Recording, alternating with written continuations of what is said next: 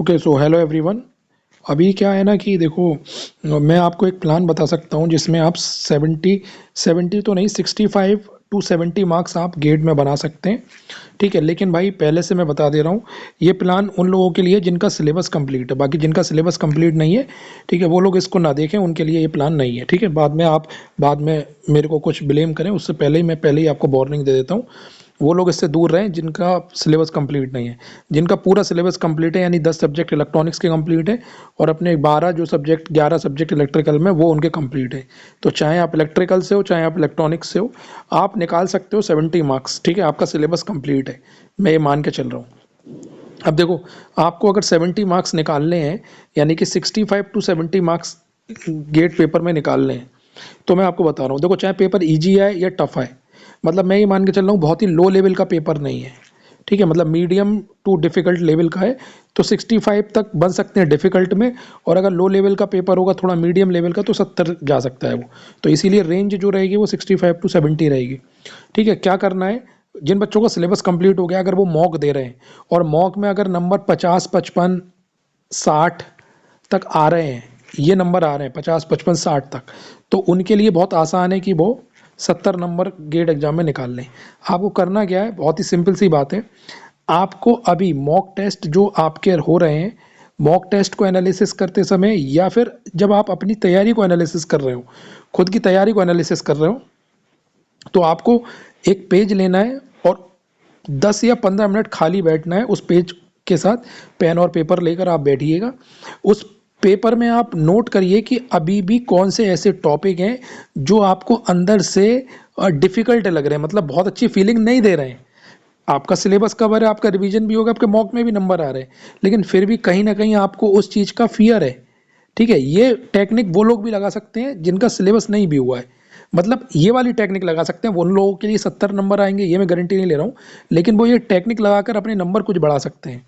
तो जिन लोगों का सिलेबस हो गया, वो लोग एक पेन और पेपर लेकर बैठेंगे, उसमें नोट करेंगे कि अभी भी कौन से ऐसे टॉपिक हैं जिन पे मुझे डर लग रहा है, या डर नहीं लग रहा है तो मतलब कहीं मेरे को ऐसा लग रहा है कि यार अगर यहाँ से सवाल आया तो शायद मैं बनाने में मुझे दिक्कत आएगी। तो वो टॉपिक आप लिखो, चाहे कोई सी सब्जेक्ट क्यों, वो सब पेपर पे लिख डालो। और जैसे ही वो टॉपिक आपके पेपर पे आ जाएंगे, उसके बाद आपको उन टॉपिक्स का रिवीजन स्टार्ट करना है। उस टॉपिक्स के सवाल अपने से सर्च करके लगाने हैं। मतलब मैं ये चाह रहा हूँ कि उस टॉपिक का फियर ही आप ख़त्म कर दो। अगर मान लो ऐसे आपके पास 50 टॉपिक हैं जिसमें आपको दिक्कत हो रही है, तो 50 में से 50 नहीं भी सही हो रहे हैं, तो 25 टॉपिक पर तो मेहनत कर सकते हो। यही फियर ऑफ फैक्टर आपको मॉक टेस्ट में तो दिक्कत नहीं दे रहा है, लेकिन यही फियर जो है वो गेट एग्जाम में दिक्कत देने लगेगा। इसीलिए उसको पहले ही किल करके चलो। और वो लोग आसानी से किल कर सकते हैं जिनका सिलेबस कंप्लीट है, जो अभी फुल लेंथ का मॉक मज़े से दे रहे हैं। वो लोग इस चीज़ को समझ लो, मेरी बात अंडरस्टैंड करो, मैं जो बताना चाह रहा हूँ। अगर आपका सिलेबस हो गया है, आप रिवीजन में चल रहे हो, तो आप वो टॉपिक नोट करो हर सब्जेक्ट के की, या कॉन्सेप्ट नोट करो कि भाई मुझे दिक्कत आ रही है, और वो कॉन्सेप्ट के एक एक पेज पे बना लो कि इस पेज पे लिख लिए जैसे नेटवर्क के कॉन्सेप्ट, एक न्यू पेज पे लिख लिए डिजिटल के कॉन्सेप्ट, और वो उसको अपनी डिजिटल की कॉपी नेटवर्क की कॉपी में आगे ही चिपका लो। जब भी रिवीजन करोगे तो इन टॉपिक्स, जो टॉपिक आपने यहाँ लिख रखे हैं, इन टॉपिक से उठा के रिवीजन करोगे। पहले स्टार्टिंग इन रिवीजन से होगी। आपने वो वाला रिवीजन तो बहुत कर लिया कि चैप्टर 1, चैप्टर 2, फिर चैप्टर 3 का रिवीजन।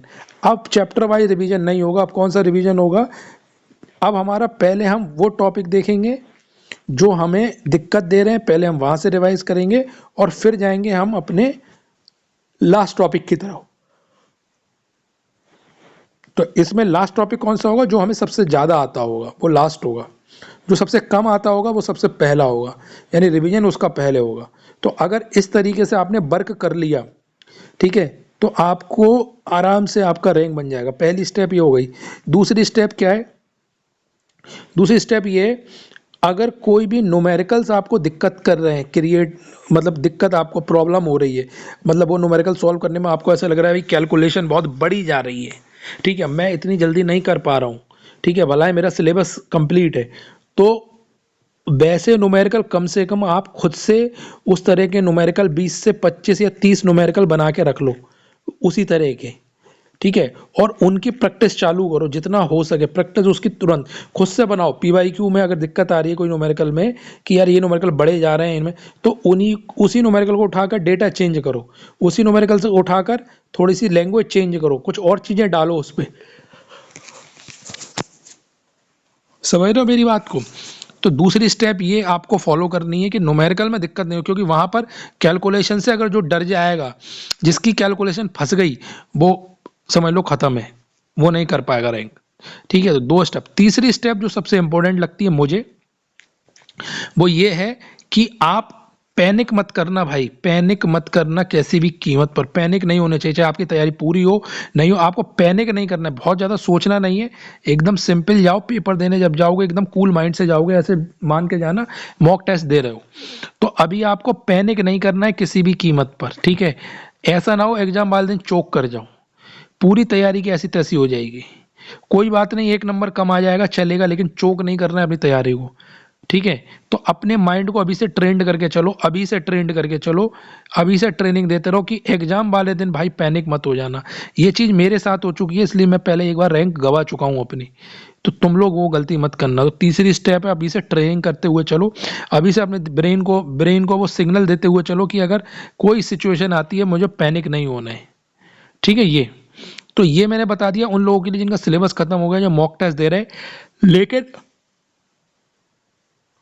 65 से 70 मार्क्स निकालना चाहते हैं और मॉक में भी उनका नंबर अच्छा आ रहा है, 50-55 आ रहा है, तो आप कर सकते हो। अब कई बच्चे ये यहाँ सवाल कर सकते हैं कि सर अगर मेरे तो नंबर 35 आ रहे हैं तो मैं क्या करूँ? भाई आप 35 नंबर आ रहे हैं, इसको आपको नंबर बढ़ाना है तो मैं ऑलरेडी वीडियो बना चुका हूँ, आप जाके देखिए, चैनल पर पड़ी हुई है, ठीक है, कि मॉक में 70 मार्क्स कैसे लाएं, 80 मार्क्स कैसे लाएं, ये बनी हुई है। तो आप वहाँ जाके देखिए मैंने क्या प्लान बताया, मैंने वही प्लान बताया जो मैं यूज़ करता हूँ। और ये भी मैं 3 स्टेप वही बता रहा हूँ जो मैंने फॉलो करी है। हालांकि मैं इसको 2 स्टेप ही मानता हूँ, लेकिन ठीक है मैंने इसको 3 स्टेप में बता दिया आपको, लेकिन मैं 2 स्टेप मानता हूँ कि बस 2 स्टेप करनी है। एक तो पैनिक नहीं करना है, और जहाँ दिक्कत आ रही है, ठीक है, उस चीज़ को जितना हो सके मेरे को रिवाइज करना है, ठीक है।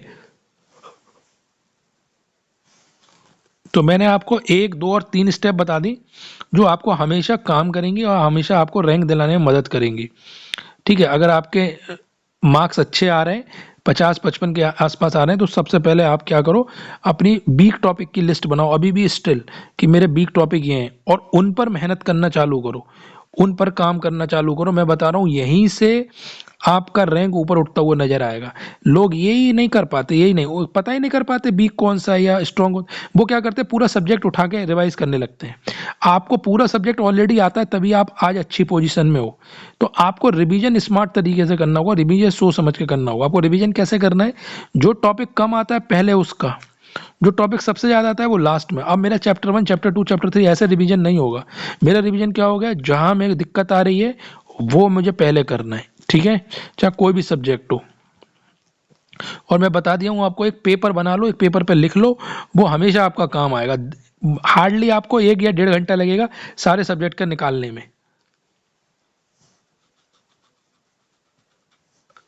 ठीक है। तो ये चीज़ ध्यान रखो, जिनका सिलेबस हो गया है वो रिवीजन भी स्मार्ट तरीके से करेंगे। ऐसा नहीं कि लदर पदर भागे जा रहे हैं और एकदम ऐसे भागे जा रहे हैं पहले चैप्टर से लेके जब तक आखिरी चैप्टर तक आ रहे हैं, तो पता चला चैप्टर नंबर 7 मेरा वीक है तो वो वीक ही रह गया।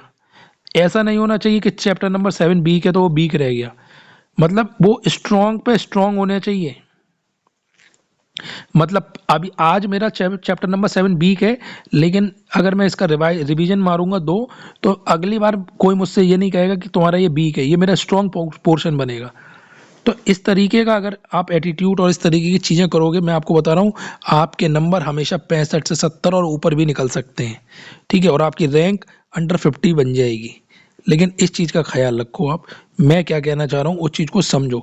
लड़के तैयारी पूरी करके जाते हैं लेकिन मुझसे पूछते हैं सर गलती कहाँ हुई? तुम्हारी गलती यहाँ पर हुई कि जो तुमने तैयारी करी उस तैयारी में तुमने इम्प्रूवमेंट नहीं दिया। लास्ट टाइम तक तुम वही रटते रहे जो तुम्हें दिया गया, तुमने बस रटते रटते रिवीजन मार दिया। तुमने ये देखा ही नहीं कि मेरे कौन से टॉपिक कमज़ोर हैं। बस एनालिसिस भी टेस्ट सीरीज करा 3-4 घंटे, तब भी तुम्हें कुछ नहीं पता चला। 3-4 घंटे बिगाड़ना बेकार है टेस्ट सीरीज में, एनालिसिस में। चुपचाप 1 घंटे में एनालिसिस करके ख़त्म करो, और ज़्यादा फोकस करो उस कॉन्सेप्ट पर जो तुम्हारे वीक हैं, उन पर ज़्यादा फोकस करो। तो यहाँ से ऑलरेडी तुम मॉक में 55-56 नंबर ला रहे हो, और अगर तुमने ये कॉन्सेप्ट और अच्छे कर लिए तो आप समझ रहे हो कम से कम आप 60-65 तो आराम से पहुंच जाओगे। तो ये मेरा प्लान है, इसको आप समझना, 3 स्टेप का प्लान है। अब ये कोई नहीं कहेगा सर मुझे 35 नंबर का प्लान बता दो, 25 नंबर का, ऐसा कोई प्लान मैंने नहीं बताया 25-35 का। मैंने सीधे बताया है कि 65 से 70 इजीली कैसे निकाल पाओगे गेट एग्जाम में। लेकिन कंडीशन क्या थी इसके लिए?